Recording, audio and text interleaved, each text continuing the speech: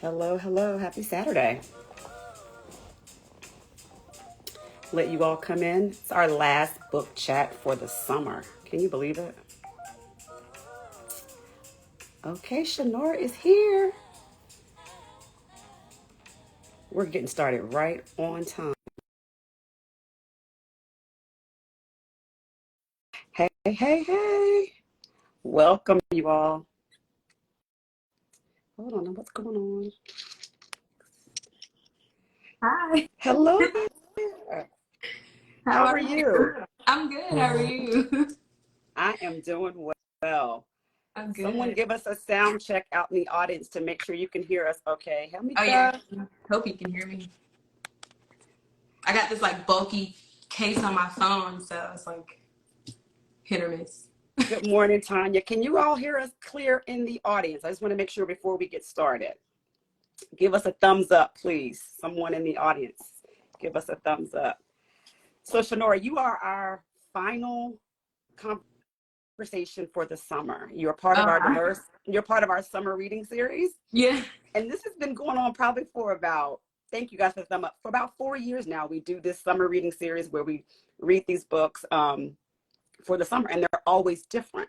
And Yeah. so I actually found you through two bookstagrammers, Oh really? Shelly's Book Corner, and Oh then yeah. Dennis from Scared Straight Reads, Oh yeah. right? Yeah. I know And them. I was Yeah. like, I've never heard of her Yeah. before. And she writes thriller, amongst other things. Your catalog is extensive. Yeah. And I said, okay, I'm going to check out this book. And so Dennis and Shelly both said, you got to start with this one, read this Yeah. book.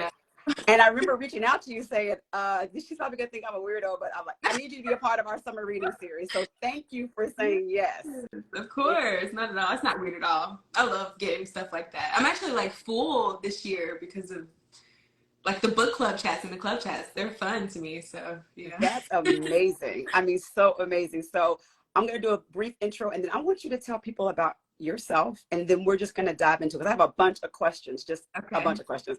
Um, Hello, Diverse Spine Squad. This is our August book chat for The Wife Before by Shanora Williams. And this is our August Spine and our final book in the summer reading series. You also have a book that was released recently, was The Other Oh yeah. Mistress. Yeah. Yes. Yeah. Yes. And you have an upcoming book. I Yeah. saw that. Yeah. Yeah, It comes out in next summer, but it'll probably be here before we know it. So it sure will. So yeah. welcome and thank you for being with us. You are a New York Times and USA Today best-selling author of over 30 romance novels, 30, Yeah. 30, and diverse thriller novels.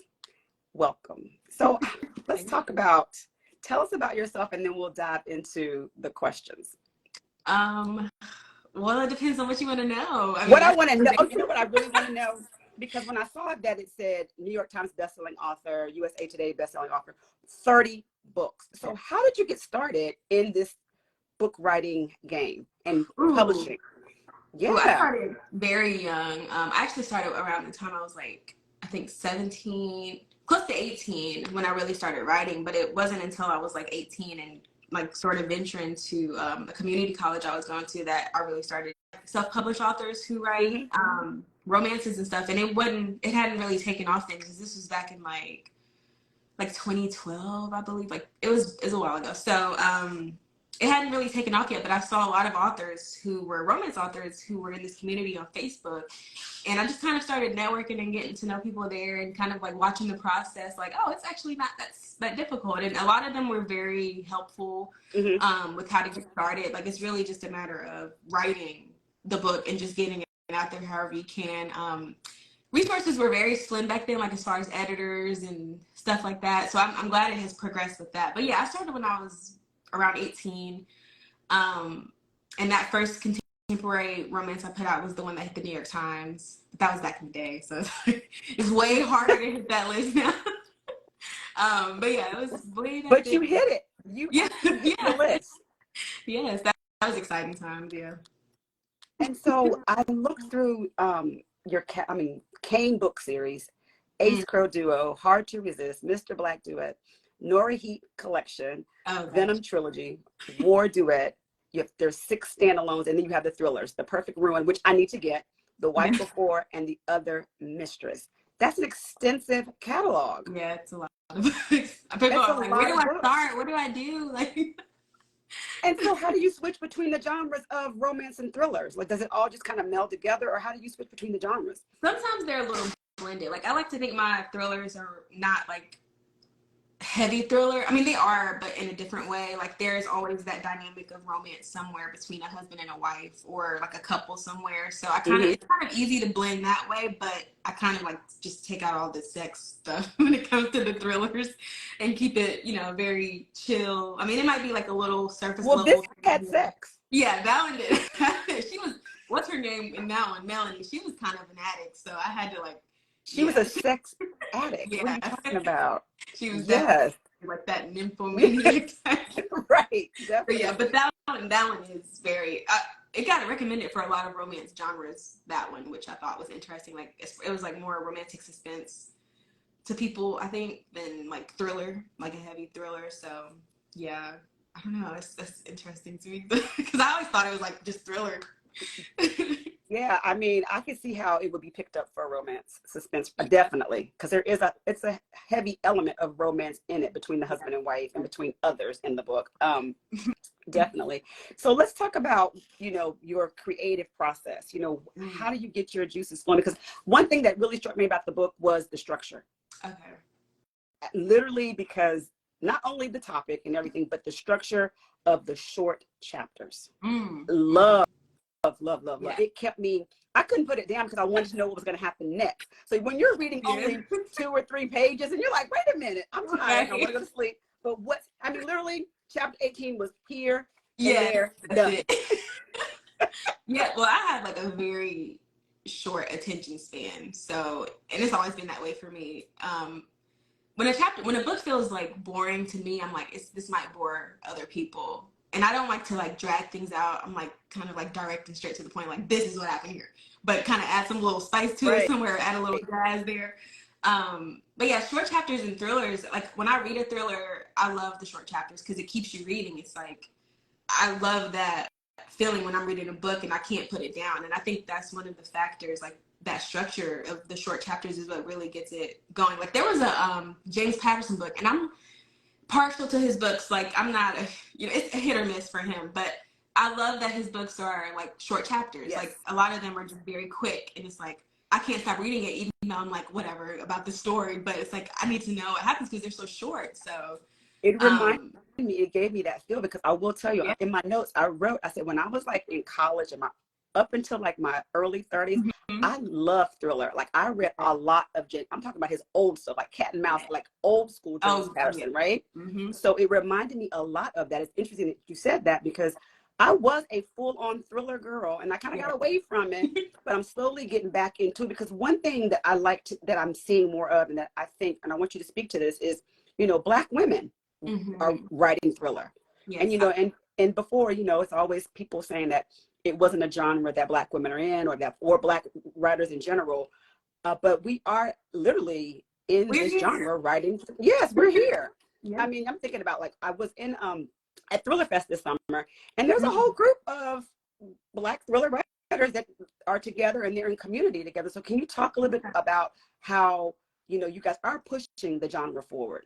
Yeah, I mean, when I first started, like The Perfect Room was my first thriller. And back then, I remember even before I wrote it, I was like, I cannot find any thriller novels by Black authors, like not traditionally published. I couldn't find any. Like, I think there was one, and it was more like, it was called My Sister, the Serial Killer by Oyinkan. I can't say her name. I hope I'm not pronouncing it. But yeah, I liked that book. Yeah. She also had short chapters too, which I liked about that. Yeah, I like that book. So, but that was, I think, that one, and then one by Alyssa Cole came out around the time. I think it was around the same year. One is watching. Yes. So it was very slim pickings, and I did not like that. And I kept thinking, like, well, you know what, like, and that was my publisher specifically said we want thrillers with Black characters by Black authors, and so I just ran with the opportunity and took it. And I was like, they really need more of those stories, because I don't like when I go to a store and I can't find a thriller, like a bookstore anywhere, and like, I love domestic thrillers, the ones that I've read in the past with, you know, white characters and Yes. stuff. Those kind of paved the way a little bit, you know, but it's like, we're here too, and we're not getting pushed as much, Right. which is frustrating, but I think it's changing. I like to see that it's changing, so that's good. And so I seek them out. I mean, I think about like Yeah. Kelly Garrett has, Yeah. you know, she's on the scene. Wanda Morris, Tamron Yeah. Hall. So it's like you have all these Black women that are actually writing thriller novels with Black characters. Yes, that's Yes. the key. Yep. Crime thriller, any kind of thriller, I will take it. I like was it S.A. Cosby? Oh my gosh. Yeah. Literally. Yeah. King. Yes. King. And they want to group him. They want to say Southern noir. I'm thinking like, no, don't group him. No, he is a thriller writer. Yes, he Period. is. He keeps you Period. He is great. His books are phenomenal. Yeah. Literally. And it's like poetic. Like, he's so like, just great with it. Like, I wish I could write like that. I'm like over here like so simple with it. Like, yeah. And the funny thing, because I want to ask you, because you brought him up. I met him at Thriller Fest, and he talked about how people were asking, you know, why are your books so violent, and why is it so you know, things happen this way to the characters, and you're very graphic about it. And he said, aren't these not real experiences that happen in everyone's day-to-day life, right? Yeah. So let's talk about, I'm jumping all over the place now because when you brought that up, I want to talk about your character. Okay.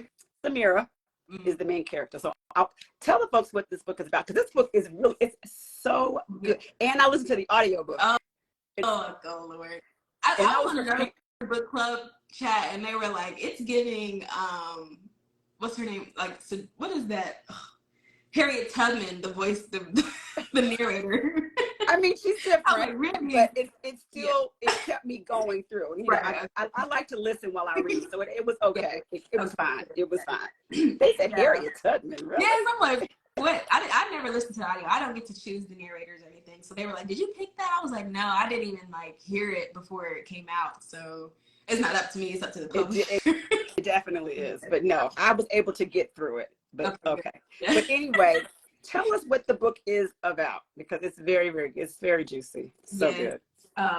So Samira is the main character, and she meets this man named Roland. You know, she's down on her luck. You know, her brother just cut her off from, you know, letting her borrow money and pay her bills and stuff like that because he has a baby on the way. Right. So Samira has to get a few jobs and stuff. So she gets a job as a waitress, and that's when she stumbles into Roland. In the most chaotic way. Yes. And they kind of start to fall for each other, but she soon realizes that he has like a O.J. Simpson type of thing going on. Like, he might have killed his wife, he might not have, you know, and it's, you know, some people believe he did, some people believe he didn't. And when she realizes that, you know, at first she distances herself, but eventually she goes back to him, and then she eventually marries him, and she moves to his private mansion in Colorado, which, you know, do Black people do this? You know, but listen, I'm thinking she's moving to Colorado from Miami. Yeah, no, I'm like, money makes you do strange things. Yeah, it does. It really does. I like to think that it does. In fiction, anyway. Right. But it does. But no, in real life too. In real life too. I think it's very believable. I mean, she's down on her luck in a major way. She was. She meets a rich man. Yes. Right. And and it wasn't proven or anything, so he kind of like, it did change his life as well, and not in the best way. So when she moves there, she finds these journals from the past wife, his first wife, named Melanie, and Melanie is a hot mess, but the journals are very juicy. I think the journals, everybody said they love the journals the most. They love the journals the most? Yeah, they love those the most. Yes. The journals set the whole story ablaze for me. The journals were it. And I'm thinking in my mind, who is this person? Who is this Black woman writing this? Like, really? It's so... They were my favorite to write. I love writing those parts. I'm like, okay, how does her mind work? The journals were like the best part for me. And I also stumbled across where someone, you know how when I don't know if this is a favorite thing of mine, when I come across Black authors, right? Yes. When they get their, what do you call this? The tag line for their books. Oh, yes. Okay. Yeah. No shade at all. But, you know, I saw where it said, you know, for fans of Verdi, right? Yeah. Now, mind you, I don't read Coho, but I happened to read that book because people were raving. I said, but let me go over here and read this book. And I was like, oh, okay, but this is for Black people. Basically, yeah. And so I appreciate that particular tagline because it's accurate, right? Which I didn't even realize. I read the book, and it's crazy how you I didn't realize it was so related to that when I was writing it until after, when they were like, "This is like Verity," and I was like, "Is it?" And they were like, "It's like Rebecca too, like the Gothic story." And I'm like, "Really?" Because I never read that book at all, so it's just mind blowing. Like, yeah. Blows my mind. So you left out an important part of her meeting Roland. They got married in 6 months. Oh yes, that was very very fast. I have a friend that married somebody in 6 months, and I thought that she was kind of. I was like, okay. But they got married in 6 months. Okay. So that is that is, it does happen. It happens. I don't know if it lasts, but it happens. It happens. But she was very much, like you said, down on her luck. She was looking for just that. She's never had it easy. So I think she was just looking for some comfort, just to take the weight off of her shoulders for a bit. Yeah. That makes sense. Yeah. That makes sense. And so can you talk about Roland though? Because he's this pro Black golfer. He's very wealthy. Yes. Well, I was actually inspired to write Roland by Tiger Woods, of course. I knew it. Yes, I was like, and it's crazy because when I was writing it, Tiger Woods had that accident with something with his leg, and then when Roland had that, and I had been written that part, I was like, okay, am I like writing this like stuff that's actually happened? Like, it was scary a little bit because I was like, I feel like I'm writing this stuff into realization. Right. But yeah, Roland is like, he's wealthy, he's supposed to be handsome, he's great, everything seems great on the exterior, but he's a very flawed character. He is. I didn't realize how much he was flawed until the story built on. And he's so passive. He's so passive. Yes, he was annoying me a little bit, but it's fine because okay, I'm glad you said it. He was a lot of the characters. Like when I write thrillers, a lot of them annoy me. Like in The Other Mistress, I was annoyed probably like 90% of the time, but. And that's a whole. It's interesting that you say that as the author that you're annoyed. So that's good. That makes for good reading for the reader. Yeah, if the author is annoyed. Girl, like, right. Like what's going on? That's just things that I wouldn't do, but I think of it as like putting myself in someone else's shoes, and when they are like backed into a corner and have no choice or whatever, like what would they do? So I like to put that into like motion with the books that I write, because for me, like I'm not marrying some man that in 6 months that might have killed his first wife. Like, I don't know. I'm poor in my car. I don't know. I'll find a way. But in fiction, it's like, okay, well, I see why she did it, and she was a different person than me. She's someone who's like, go with the flow and just very bohemian almost. Like, she just did what she needed to do to survive. So, yeah. So for y'all that are just joining, we're talking about The Wife Before. So if you haven't read it, please pick it up. There's a link in the chat to pick it up. So where did you get the inspiration from, aside from like Tiger Woods being the character, the thought for Roland, but where did you get the idea, like the inspiration to write the novel? And were there any stories of like people that or just? Well, no, actually no. When I was writing this book, I was postpartum. I had just had my youngest son. So, I don't know. I had the idea in my head to have this past wife, but I was trying to figure out how to incorporate her into like the current wife situation. And I really love journal entries in books, and I thought that Melanie was someone who needed journal entries. I was like, what is going on inside this woman's head? Like, I knew her before I actually met her and put her on paper. So that was, I don't know, it kind of just flowed from the fingers. I don't know, because it wasn't supposed to go that way. Like, she was never supposed to go to Colorado or anything. They were actually just supposed to stay in Miami. But I remember mentioning them in The Perfect Ruin, Roland and Samira, and I remember thinking, like, in the book, in The Perfect Ruin, Ivy is like, he's very protective of her. He's always around Samira. He kept very close to her. And Ivy took notice of that. And I was like, I wonder why he's so protective and so, like, like this with Samira in The Perfect Ruin. So I took that and I was like, maybe this is why, you know, like maybe this is why he keeps close to her like that. So I haven't read The Perfect Ruin. So it's a, should I read that first? In a way.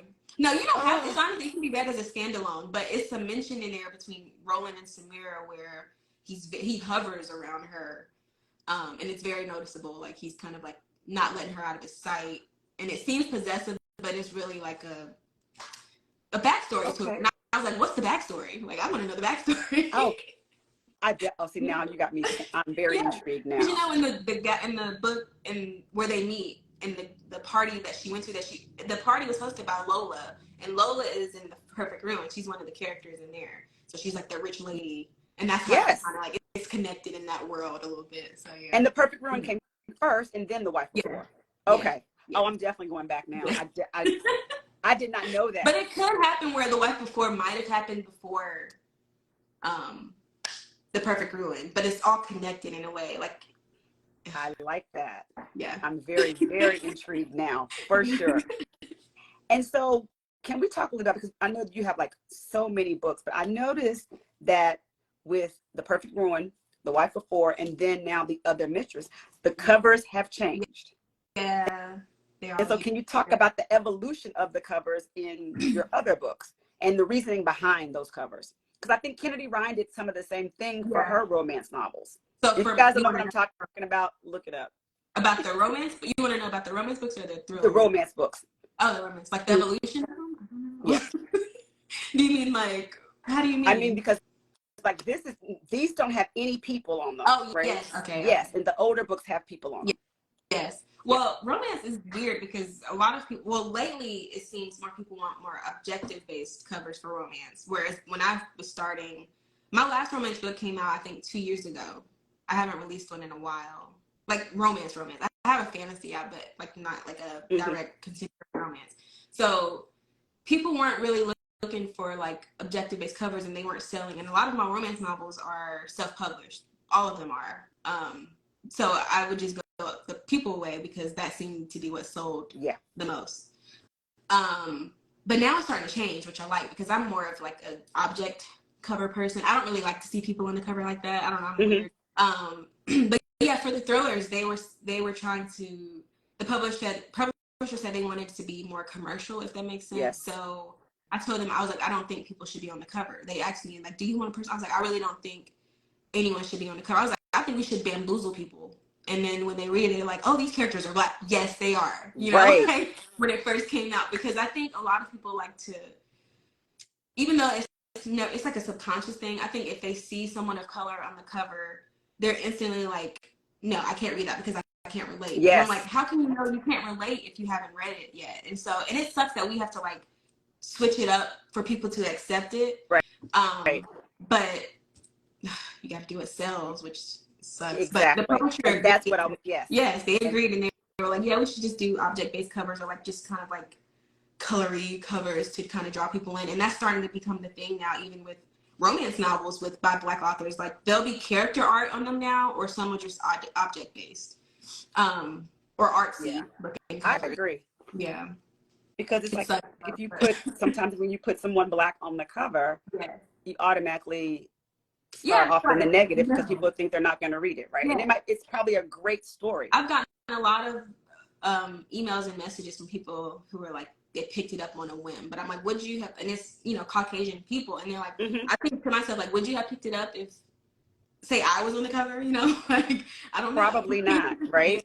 It blows my mind. And it reminds me, because when I'm looking at the previous covers, like the romance, it reminds me of like back in the day when you had, for album sales, people had to put white people on the cover for the albums to sell, or for people to pick up the album, right? And any of my books that are with like 2 Black characters or 2 characters of color, they don't sell as much as the covers with the white men on them, which sucks. I mean, because the books do feature white men with like Black women or biracial women for my romance novels, because that was what was selling for me back in the day. But now I'm trying to make it where these characters are Black, and people are kind of like they're just very iffy about it, and it blows my mind because it's like, what's the difference in the story? Exactly. It doesn't make sense to me because it's my same writing style. It's just the character looks it's the different. visual. It definitely is. And it's so sad to see, Yeah. but it's like the story is the same. It can happen. The same story that can happen with the white man and a biracial woman can happen with the black man and a black woman. That's the true. same thing. Both can be true at the same time, It right? can. And But for some reason, it's like so unbelievable to so many people. Yes, it blows my mind. I don't get it. I'll never understand it because I will read anything. But yes. Yeah. So let's talk. You cover a lot of things in this book, and mental health is a major one. Mm-hmm. Major one. Trauma and grief. I mean, there is a lot going on. And I'm trying not to spoil it because I want people to read the book, but there is a lot going on. It is. It's too much almost. It's a lot going on. Yeah. It is.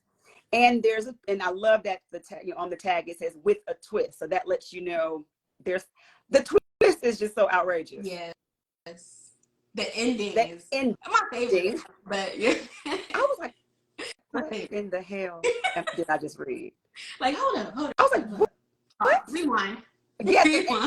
And that's what you do. You go back. Okay, wait a minute. Maybe I read something wrong. Let me go back. And start over from a couple and go through. And I'm like, wow. It's always there. And so, do you always like the surprise plot twist at the end, or is there at the end, or where do you put it? Always at the end? No, I mean, yeah, I like to have the twist at the end. Like, I like to write my thrillers. Like, the one I'm working on now that's supposed to come out next summer, it's like, the reader will know, like, oh, I know what's going to happen. But then they get to it and like, wait. Like, go back. I love stuff like that. I love to watch movies like that where I'm like, hold on. When did I miss this? You're like, when did I miss it? Right. You think you're like a sleuth. You think you know what's going to happen. But then it's like, snap. It just twists all around. And I really love that. Like, the ending was not supposed to happen that way. But I did not like that person. So I was like, this needs to be. The person that I'm getting, Dylan? Yes. I didn't like him either. Yeah. I didn't I didn't know I didn't like him until we got further down the line. Because they seem great, but. Okay, Dylan is a cousin of Roland. And he's also his caddy. Yes, he's very, like, he's shady. No. Yeah. He is shady. Like, I know Melanie had her set of issues, but he kind of, like, egged it on. Yeah. But you don't know that she has a set of issues because I actually was feeling sorry for her. Like, nah, you cannot feel sorry for this girl. I did feel sorry for her at one point, but then it was like, girl, you just being malicious and vindictive at this point. From the grave. No. Yes. Girl, from the grave. Yes. From the grave. I felt that for her. Never mind. I'm not going to say it's a spoiler. So. And then, so I'm thinking, like, people like Samira in real life. There's so many things. You have trauma, you have grief. You also have, like, all these secrets. And then, what do you reveal to yourself in a relationship when you meet someone, right? True. What truths do you reveal? And I felt like she had a lot of insecurities. Yeah, she did. Yeah. Samira had a lot of insecurities that really, I don't know. I mean, you married him knowing that he possibly could have killed his wife. And then once you get to his home, you find the shed that this wife was in. And I'm thinking, like, so you're completely comfortable with going up in this woman's shed that's still on the property, sitting in there and reading her journal. Yes. And becoming so consumed. It said a lot about Samira. It did. It really did. I didn't think of it that way. Now that you put it, it really does say a lot about. Because it's like, I'm minding my business. Like, you can burn that shit down and let it sit there for all I care. Yes. No. You're reading all about this woman's life, and then it's consuming you. And then you go on this whole hunt to find out. I think because she didn't have any, like, drive or anything, and she wanted something to be about her, possibly. I don't know. So in case if y'all didn't know, Samira goes on this whole Nancy Drew chase to find out what's going on and what happened. And then Miley enters the picture, which is Melanie's sister. Yes, Miley. I mean, these characters are so well developed. Oh, thank you. Yes. I tried. Yes, they are. I cannot stress enough that y'all need to read this book, because if you love a thriller, read it. Yes.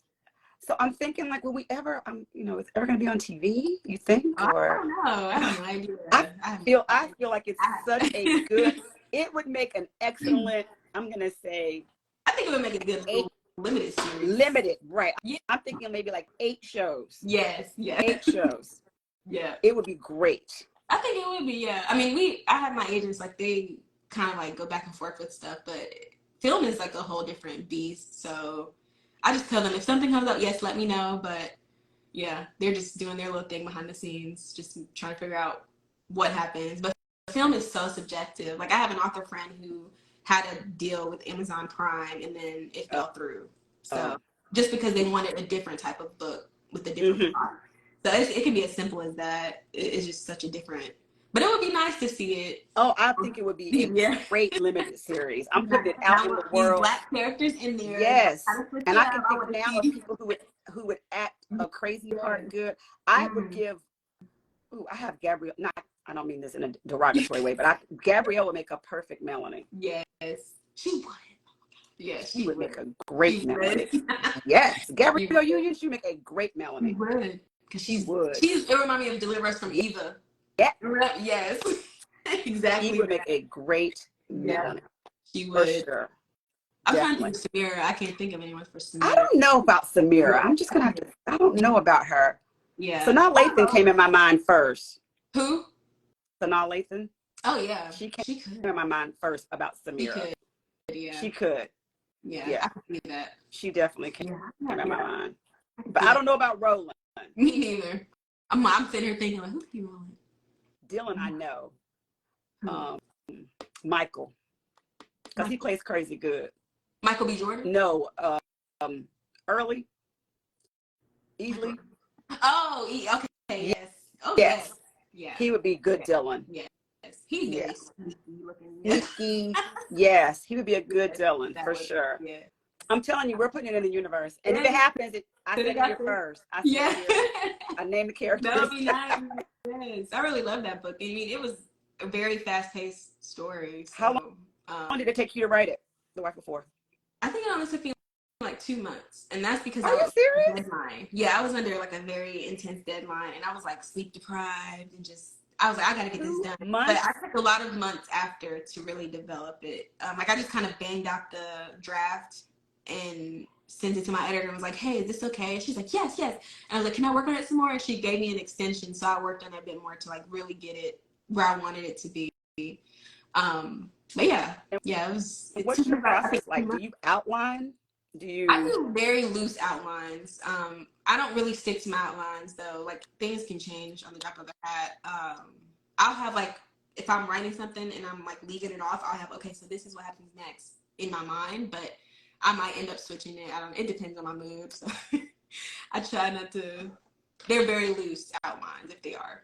And so I know you said one of your favorite parts of writing the novel was the journal entries. Was there a hard part for you to write? Was it like, was the violence no hard part? Really, oh, okay. It is to me. I like a character who's like spiteful. Like I love to write in their point of view because it's like, yes, be mean. Like all those mean thoughts you have, like intrusive thoughts, it's like it comes out and it comes through. So now I know. That's so bad. Yes. I'm so happy for this conversation because now it all makes sense. Yes. It's like those things you don't want to say, like put it on paper. Yes. Put it on paper. Oh my gosh. That is like the most honest and truthful thing. Like literally, and it shows on the page in a way, like in a good way. It doesn't feel fake. It's awesome. It doesn't feel fake. It feels very authentic. Yes. Okay, good. Okay. Not that I'm mean or anything, but it's like some thoughts. Listen. No. I think it's very brilliant. And the fact that you said it, like, it's like, it makes sense. It's got to go somewhere. Yeah. Like, yes. And so let's talk about, I know when I reached out to you, the other mistress was getting ready to, come out. And so I knew that it was going to come out in the summertime. So I was like, we're going to highlight that. We may or may not do a giveaway. I don't know. We'll see. But talk about the other mistress and what this book is about to give people an idea so they may want to pick it up as well. So the other mistress is about a woman who finds her name is Adira. She finds out that her husband is having an affair with not just one woman, but 2. And so she teams up with one of the mistresses named Jocelyn after the husband breaks up with Jocelyn. Like he's like, we're done. And she's, a woman scorned. So she's like, no. So I'm going to go to your wife direct. And they team up so that they can get rid of the other mistress named Juliana. But it's just a whole mess. If I could describe it, like if somebody's like, what's this book? It's messy. It's messy. Like, if you like that messy. That is messy, that you're teaming up with the other mistress to get the other mistress. And there are like these past like flashbacks, and you try to figure out who they belong to, because it's 2 character point of views in there. So you're trying to figure out who these flashbacks belong to, and then when you do figure out, it kind of like starts to throw together. But a lot of that story is based on like childhood trauma. And there's actually a warning in that book. Like that book was one of the hardest ones for me to write out of all 3, because it just touches on like childhood and like children and like people who abuse religion and just a lot of stuff. Yes. So it's very heavy as far as that. But I actually enjoyed writing those like flashback parts, even though they were kind of scary and sad. But it all eventually boils up to one main thing. I'm trying not to give it away, but yeah, like no, I don't want you to give it away, because I just opened it up where I'm gonna stick with it, because you said it was a darker turn for you. It triggered me, and it says a lot, because you don't have many fictional triggers. Yes, it did. It really did trigger me. I had to take breaks from writing it, because I was trying to get to the main event when I was writing it. I was trying to rush it. I was trying to gloss over it, but I couldn't really do that. So yeah, it triggered me a lot. Like, you're gonna have to know.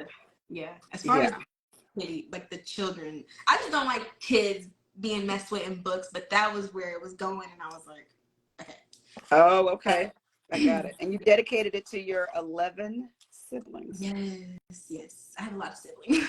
Yeah. That's where most of my stories come from. If I get a story, I'm like, girl, what happened? Like, wait, tell me what happened. And I was going to ask you, your stories, you have 11 siblings. Don't you? You got all kinds of stories that you can kind of twist and mold and make it into a great. Definitely.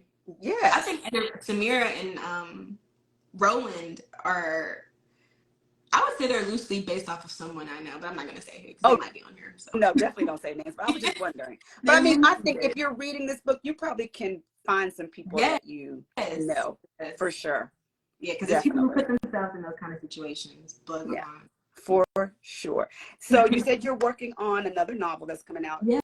A thriller coming out in the summer next year. Yeah, it should be either June or July, usually. But it could be different. I don't know. They haven't really given me a date yet. And I think they're still working on the cover and everything. But I haven't even turned it in yet. So they're probably waiting to like see what I'm working with before they're like, because they don't like to put it out until they know what it is for me, because they know I like to switch my mind up a lot. Right. So they're like, let's just wait. So I'll turn it in on September 1st. And it's called The Bitter Truth, but that title might not stick. I don't know. Okay. We're still working through the actual main title, but it's called The Bitter Truth, which is kind of like the perfect ruin. It's like a play on words thing, but as far as it being sold like on shelves, they're like, they don't know if that title is going to stick yet. So we're gonna see. It depends on the cover. I think, like the cover art, in my opinion, but we shall see. But yeah, it's about this. I'm pretty sure I can talk about it. The guy is a governor of North Carolina, and it's a lot. He's married to this woman, and she's rich, and he got rich through her. Oh. And so he got all his connections through her. And think of him as all the men in my thrillers are awful, but he's the worst. He is the worst of all the men I have written, in my opinion. He's the worst. His name is Dominic. He's awful. Okay. But I'm already excited. His point of view, yes, and then his wife's point of view, and then the point of view of one other person from his past. Okay. And it's, the one other person from his past has points of view in the past, and then the one in the current is the wife and the husband, Dominic and what is her name? Sorry. What is her name? I can't think of her name right now, the wife. But it's them two.